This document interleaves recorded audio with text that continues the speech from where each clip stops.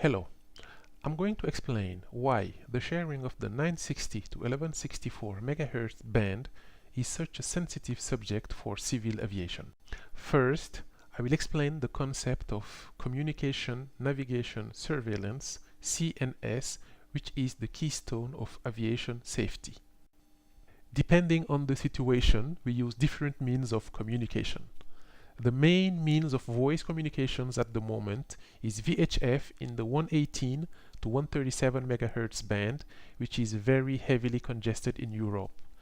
The higher part of the band has some channels dedicated to data communications called VDL Mode 2, but in very insufficient quantity. SATCOM voice and data for oceanic flights or remote areas, and soon SATCOM data in the European continent with the IRIS project.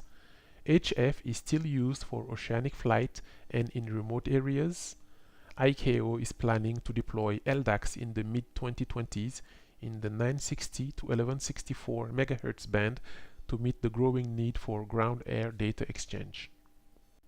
The control command for certified and specific categories of drones requiring a C2 safety link will be able to operate perennially for the long term in the 5030 to 5091 MHz band for satellite links or terrestrial.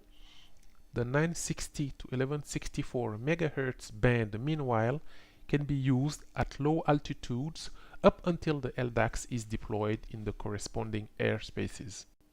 The en route navigation is based on three systems: GNSS based on GPS, augmentation systems like EGNOS, DME, VOR-DME, which allows to know the azimuth and the distance of a given station.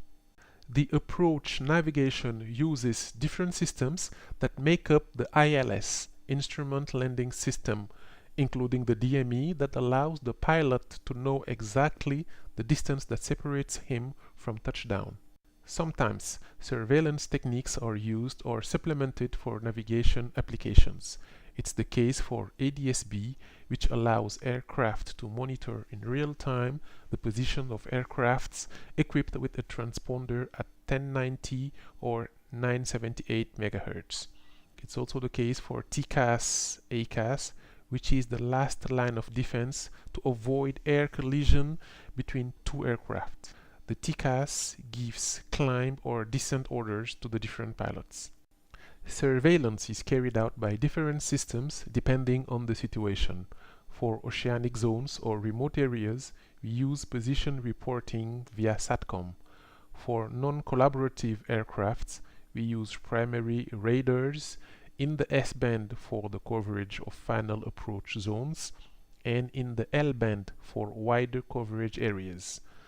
The future needs in terms of UAV surveillance and the congestion of the 1090 MHz frequency make many European countries interested in the UAT at 978 MHz used in North America for general aviation surveillance. Collaborative-based surveillance at 1030 and 1090 MHz with the Space ADS-B from WRC 15 or Ground ADS-B at 1090 MHz, which retrieves the position report included in some messages, with the secondary radar, with WAM using the multilateration TDOA technique to cover large areas where a radar could not be used, such as mountainous areas. MLAT using the same technology as the WAM, but to cover smaller areas such as traffic over aerodrome or the short final approaches. Some countries think that the problem of audio PMSE in the 960 to 1164 MHz band is the same as the one of the video PMSE in the 2.7 to 2.9 GHz band, whereas it's a completely different issue. In this table, you will find the list of aeronautical systems using these two bands. In this table, you find the systems used by the air traffic control as part of the ATM, air traffic management. In this table, you'll find the systems used by the aircraft. You will notice that no embedded system uses the 2.7 to 2.9 GHz band. In this table, you find the systems used by the pilot. you will notice that the pilot does not use the 2.7 to 2.9 GHz band. In this table, you find the future systems to be used by the pilots. You will notice that the 960 to 1164 MHz band will be increasingly used by the crew. Statistical study of air crashes. You will notice that the majority of incidents occur when the pilot's occupancy rate is high, especially during the final approach phase. This table shows that the pilot's share of responsibility in air crashes remains almost constant over the decades. Fatigue is the major cause of accidents. But in fact, all the incidents are due to an accumulation of events without which the incident would not have occurred. The analysis of an incident through the plates of reason perfectly illustrates this observation. An external event may have an impact on the pilot layer, as by example, an increase in stress, a lack of concentration, or an increase in the decision-making time. Ultimately, for the record, no interference in the 2.7 to 2.9 GHz band will have any impact on the pilot layer, while an interference on the 960 to 1164 MHz band will have an impact. The same for future systems. The use of the 960 to 1164 MHz band. These are the different types of aircrafts: drones, general aviation, business aviation, commercial aviation. Here, the different systems using the frequency band.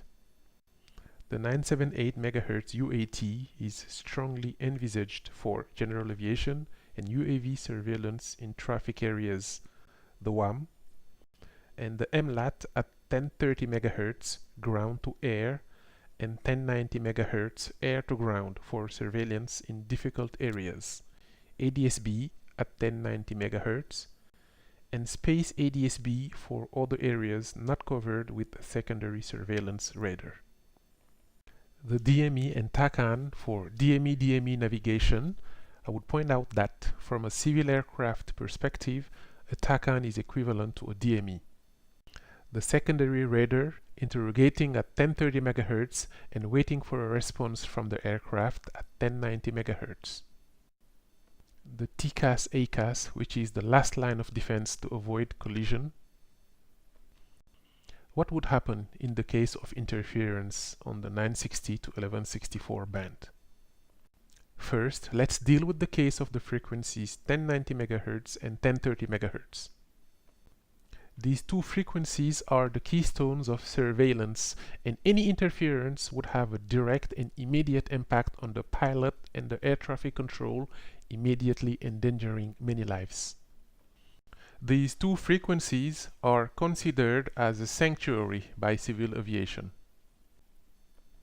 What would happen if there is an interference on a DME?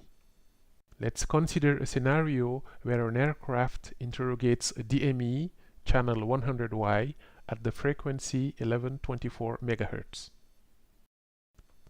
The DME will respond on 1061 MHz.